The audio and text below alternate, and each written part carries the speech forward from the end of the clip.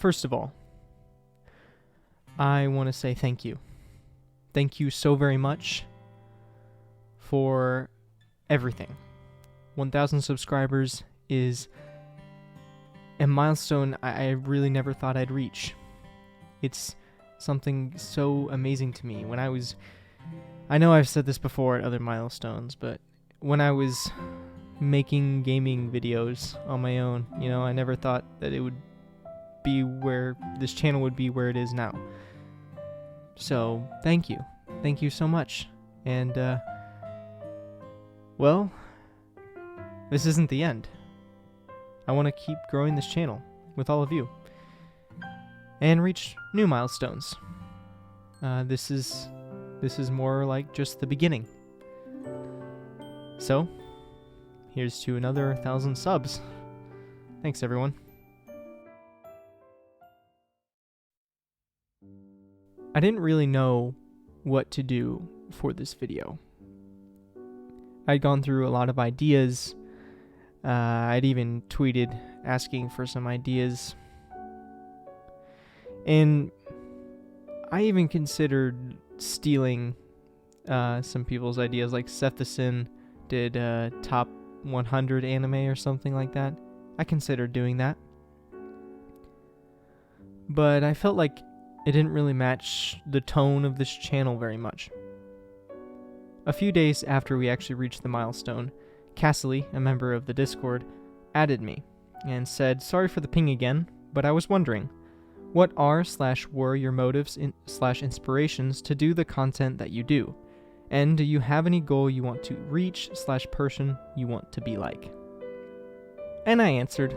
I won't read my whole answer, but essentially I answered by saying that I started it out as a hobby, as a personal hobby, something that I wanted to do on my own, and something that I could create and be proud of, because I've always wanted to do that. Because my older content I wasn't very proud of, just because it was kind of lazy. But as time has moved forward and the channel has actually grown, your support is another big factor in what motivates me to keep uploading videos, especially during the college semester, because that is when I feel least motivated to do so, because I have so little time that I actually want to spend working on my hobbies. And then I, of course, answered the second question by saying that I don't have any specific goals other than growth and new milestones, of course. And that I would like to be like, I named 2 AniTubers that I am particularly fond of, that I take most of my inspiration from, and that if I had to choose that I wanted to be like another AniTuber, it would be one of them, or more like a combination of the two. And those are Hiding in Public and Under the Scope. If you've watched my first video, you know that I mentioned Hiding in Public in the video, saying that I tried to capture the same style of his older videos. And that's what I really like about Hiding in Public, are his older, more personal videos. When I answered this question, I realized I haven't actually watched a Hiding in Public video in quite some time. So I thought I would.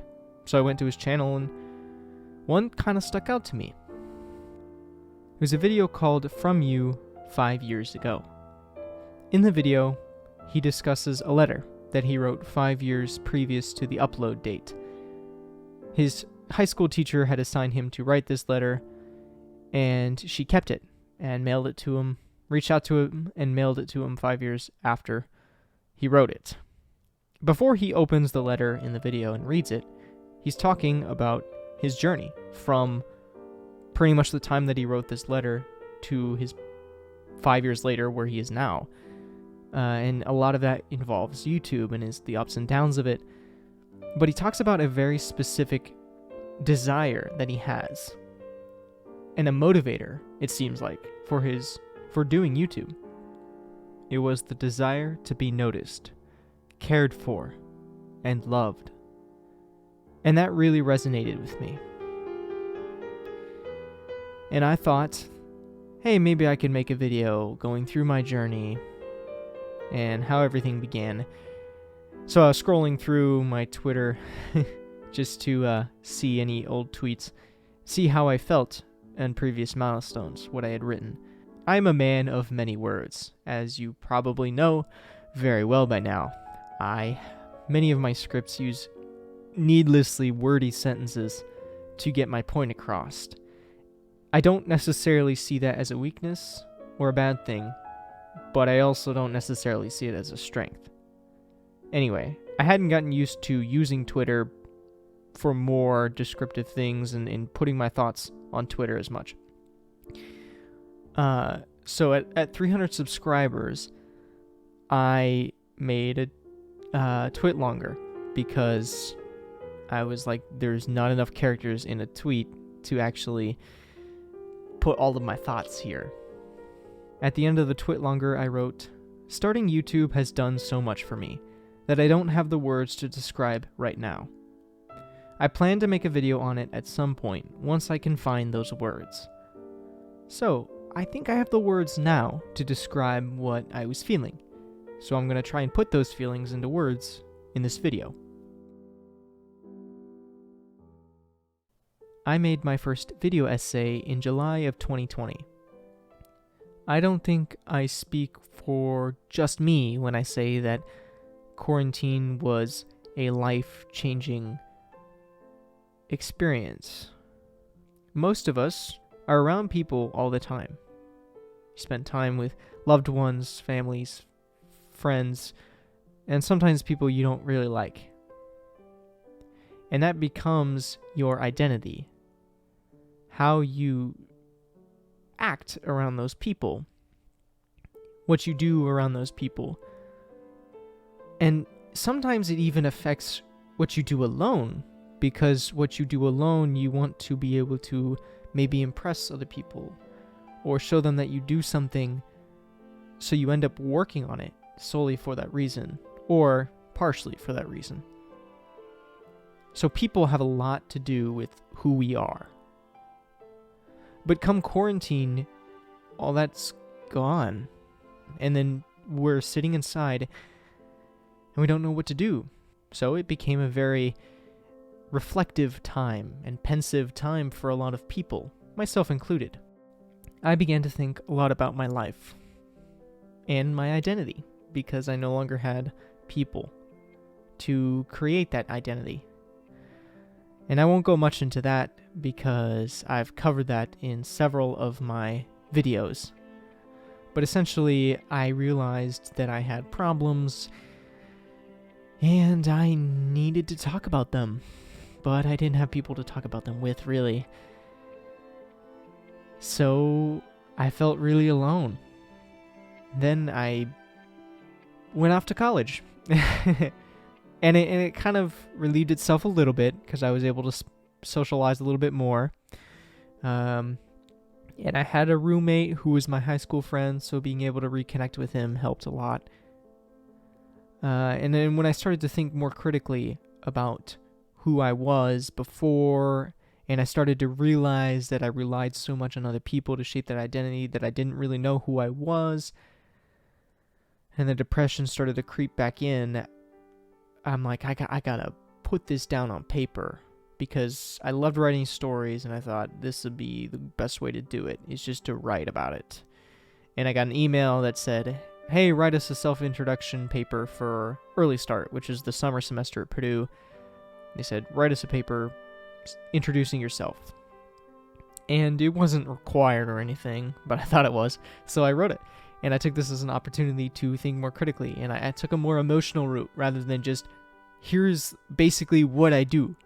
You know, instead of just saying, here's all my hobbies, I took a more personal route and said, this is how I feel, and this is who I think I am, and this is my psychological state right now, even though it's a mess. And I spilled those words out on that paper.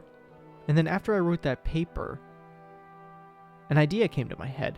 Because previously, before I had moved in, I had written down some notes, some ideas of possible video essays I could write, because I had seen one of my good friends tweet that he was going to start making them. And I thought, well, I could do that. So I took out a notebook, wrote some ideas down, and then that was that. And I never thought about it. And then after I wrote that paper, I was like, this is perfect. So I took that notebook out. It was a list of anime I wanted to cover. I realized that one I had been thinking a lot about during that time. I had been thinking a lot about it because I had just recently watched it, and I thought about how much I loved it. And that was Bloom Into You. So I covered Bloom Into You. I really just talked about my own story and vaguely related it to the show. And it felt so great to get that off my chest, but I still felt so lonely. I spoke about the subject briefly with my roommate, but it wasn't like he related exactly to how I was feeling. I felt like it was super unique, and it was a really specific situation that no one could really relate to, and I was alone. And it was kind of a crushing feeling.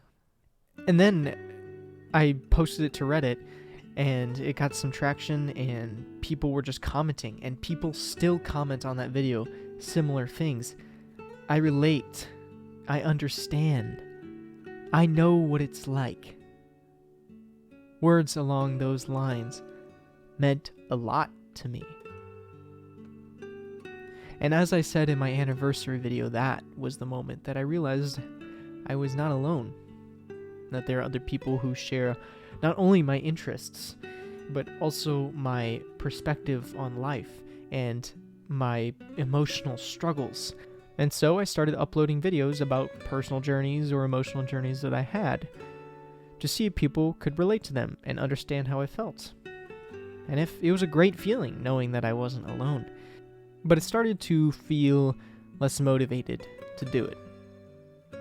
Because, yeah, the channel was gaining some traction, but that really wasn't why I was doing it. I kind of had nothing else to talk about after a little bit.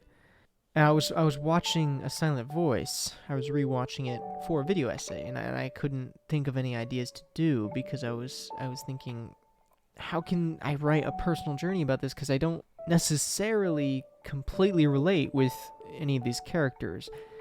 I'm trying to stretch some ideas out into video essays, and it's just not working out. And then I thought, hey, instead of trying to talk about myself, why don't I talk about a moral I have that this aligns with? Some kind of life lesson that I took from this movie that I now live by because of it. Or that I've always lived by and have suddenly realized because of the movie. So, that's what I did. I wrote a script about redemption. And that was when I started to make videos on life lessons. Because that's always how I've looked at media. I've always looked at media and thought, this is a lesson I can learn from it. This is what I can take from it. I always try to take something out of it, not try to relate to it. Which is why Bloom Into You was unique for me, because it was the first time I really just related, and it wasn't just, oh, this is a good life lesson to take from it. And I wanted to share those life lessons with others. So that's why I started making videos. I wanted to share them with everyone. It was more of a personal thing. It was, I want to create this, be proud of it, and also share it. And then occasionally talk about myself and then not feel alone. But it was more like I wanted to make an influence in the world. Because just talking about my own journeys and seeking that feeling of knowing that I'm not alone wasn't enough to really, I thought, make my impact. So I had this strong desire that I want to change something. I want to do it. It's got to be me. And so I started working more and more on videos. And they started to feel more like a drag and more tedious. It felt like homework after a while. And I just kind of lost my motivation. But I was still making videos, which was the problem. And then Indigolo, who I've mentioned previously, made a comment. He said, it feels like you're doing homework instead of actually making a video essay. And I thought, yeah, it really does feel like that. So I went back to what I enjoyed doing originally and wrote a self-reflection, personal narrative, whatever you want to call it, on Bloom Into You again.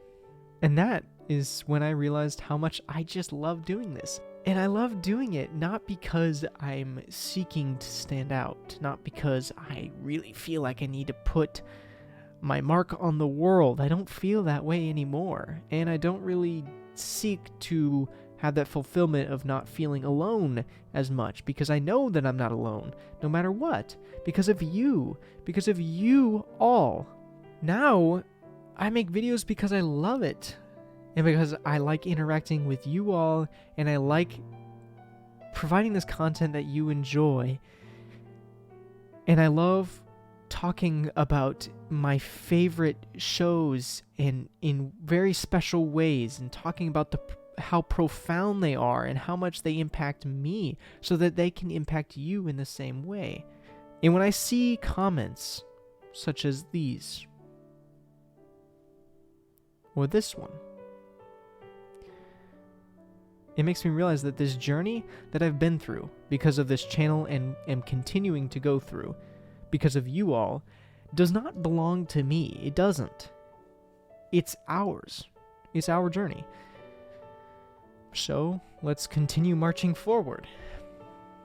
I'm going to continue to make videos talking about my own personal and emotional journeys and the profound effects of anime on my life and the life lessons I've been able to pull from them.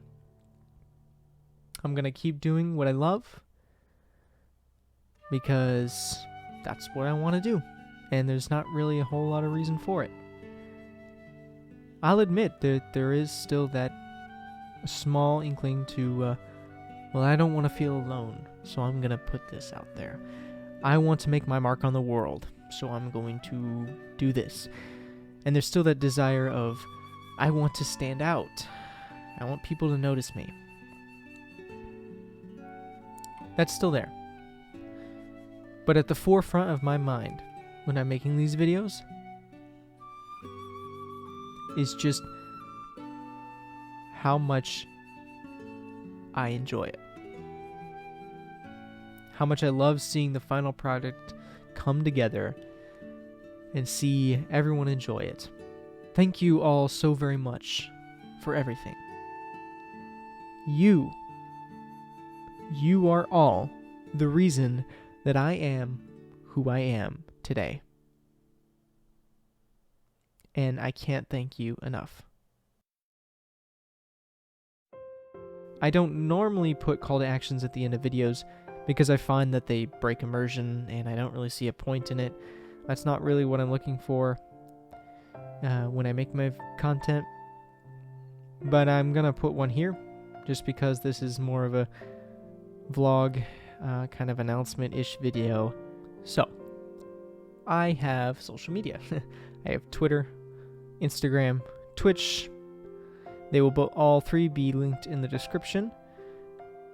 And I also have an Annie list if you for some reason want to look at it.